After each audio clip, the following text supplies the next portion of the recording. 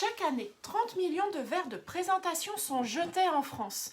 On parle de 120 tonnes de plastique, souvent du PMMA, qui finit à la poubelle. Chez Recycloptics, on s'est demandé, est-ce qu'on peut les recycler? Et comment?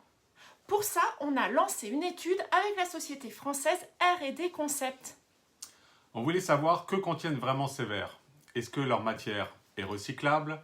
Est-ce que les traitements appliqués dessus sont un frein? L'objectif était simple, poser les bases d'une filière de recyclage fiable, traçable et locale. Et vous allez voir, on a appris plein de choses. Notre intuition, c'était que ces verres en PMMA sont homogènes, donc recyclables.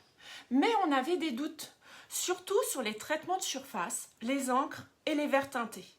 On a donc cherché à identifier les matériaux et à savoir s'il y avait des freins cachés à la revalorisation. Et surtout, on s'est demandé si on pouvait vraiment les recycler en nouveaux verres de présentation ou s'il fallait viser d'autres usages. On avait aussi une contrainte très forte, on voulait éviter évidemment que la matière soit broyée puis perdue dans des circuits opaques, d'où notre besoin de traçabilité. Premier constat, la majorité des verres analysés sont bien en PMMA. Mais surprise, même quand on ne voit pas de reflets, beaucoup ont des traitements de surface invisibles. Et ces couches ultra fines peuvent gêner certaines formes de recyclage. Grâce à l'analyse IRTF, on a pu identifier ces traitements. La bonne nouvelle, c'est qu'ils ne représentent qu'une très faible portion de la masse, entre environ 0,25 et 0,5%. Donc oui, la revalorisation est possible à condition bien sûr de bien trier et de connaître les contraintes techniques. Le problème aujourd'hui, c'est que le recyclage du PMMA n'est ni homogène ni traçable.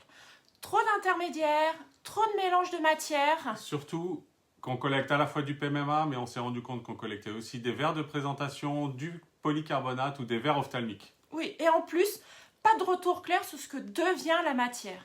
Et souvent, elle part dans des produits hors secteur de la lunetterie. Et puis il y a les contraintes industrielles. Il faut un minimum de volume, il faut la pureté de la matière, compatibilité entre les plastiques.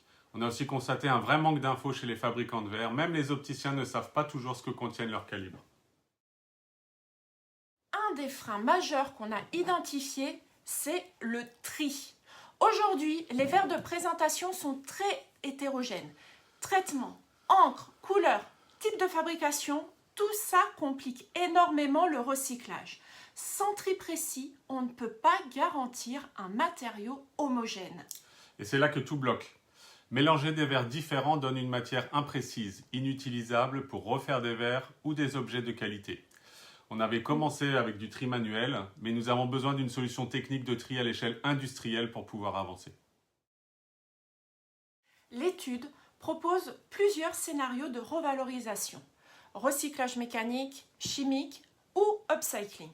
Le recyclage mécanique est le plus simple, mais il exige une matière très pure. Le recyclage chimique permet de retrouver un matériau quasi vierge, mais il est plus coûteux. Mais dans tous les cas, il faut avoir du PMMA à la source. Il y a aussi l'upcycling, une voie créative qu'on adore. Des bijoux, des objets déco, du mobilier, des œuvres d'art. Ici, pas besoin de refondre la matière. On garde son caractère, on lui donne une nouvelle vie localement avec des artisans ou des designers.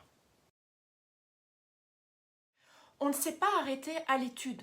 Aujourd'hui, on passe à l'action.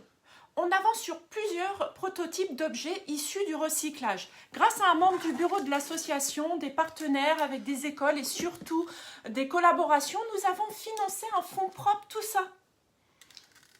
On a aussi déposé une demande de subvention auprès de l'ADEME et de la région Île-de-France.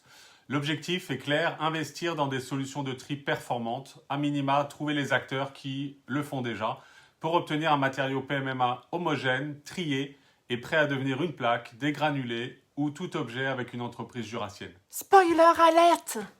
On a eu les subventions de l'ADEME et de la région Île-de-France. Mais ça, on vous en reparle dans une prochaine vidéo. Et ça aussi, on en reparle dans la prochaine vidéo? Oui. Ah, bah alors il faut patienter encore.